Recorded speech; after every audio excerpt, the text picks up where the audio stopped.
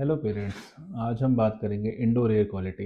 देखिए, बाहर की एयर क्वालिटी तो आपके कंट्रोल में नहीं है, but what you can control is the indoor air quality, और बच्चों के लिए बहुत इंपॉर्टेंट हो जाती है।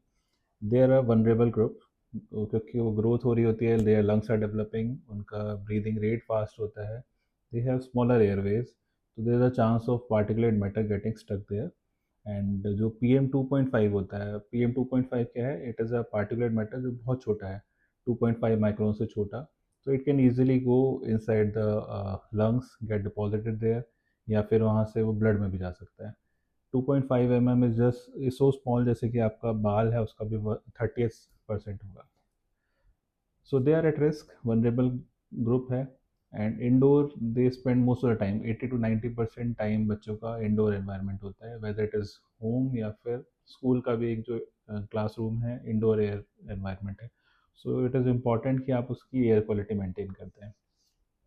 Talking about the clinical effects, एक अभी रिसेंट स्टडी है जो जामा पीडियाट्रिक्स में पब्लिश हुई है, which is a good reported journal, which has observed school children, 10 से 12 साल के बच्चे थे, उनको 6-7 महीने के लिए they observe in two groups. एक ग्रुप था जिसको एक कंट्रोल्ड एनवायरनमेंट मिला, जिसके अंदर बच्चा घर पे भी और स्कूल में भी इन एयर प्योरीफाइड एनवायरनमेंट में। दूसरा ग्रुप था जो कि एक्सपोज नहीं था।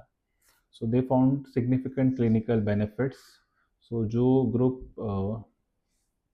अच्छे एयर क्वालिटी में था विद फिल्टर्स, उनमें देखा गया कि जो पार्टिकुलेट मैटर का एक्सपोजर है दैट वाज 40% लेस। उनकी जो टोटल लंग कैपेसिटी है वो भी बेटर थी, अराउंड 8%। एंड जो स्मॉल एयरवेज की एयरवे कैपेसिटी होती है that was also 17% better. And also it reduce the inflammation, वहाँ पे अराउंड 22% इन्फ्लामेशन कम था in the air control group compared to the other, and they had better well controlled levels of asthma control also. So that clearly showed the benefits of a well controlled and a better indoor air quality place. But this was a small study, the number of kids were less, but definitely that gives an insight and a direction that we should have more studies like this, which will have to decide whether to use purifiers or not. But this study showed the benefits of air purifier. Now coming to a technical aspect, what should you look in a air purifier? It is important, it should be a HEPA filter. HEPA filter क्या होता है? High efficiency particulate air filter, जो कि आपके almost 0.3 micron से छोटे size के particles को भी फिल्टर करता है by almost 99.9%। So that is important कि वो पार्टिकुलेट मैटर्स को फिल्टर कर रहा हो, छोटे वाले। Second, you can use activated carbon filters, जो कि कुछ वॉलेटाइल गैसेस होती हैं, वॉलेटाइल ऑर्गेनिक कंपाउंड्स, उनको भी एब्जॉर्ब करते हैं। So you have to have both of them. CADR important हो जाता है, क्योंकि अगर आपका रूम बहुत बड़ा है तो उसका CADR आपको ज़्यादा चाहिएगा। So clean air delivery rate जो होता है for smoke, that is 2.5 mm के लिए, it should be same as your the room cross section area. Square feet में जितना क्रॉस सेक्शन एरिया है आपके रूम का, तो CADR should be almost same. In severe condition, जो इतना सीवियर पॉल्यूशन नहीं होता, उसमें 2/3 we use, 2/3 of the cross section area.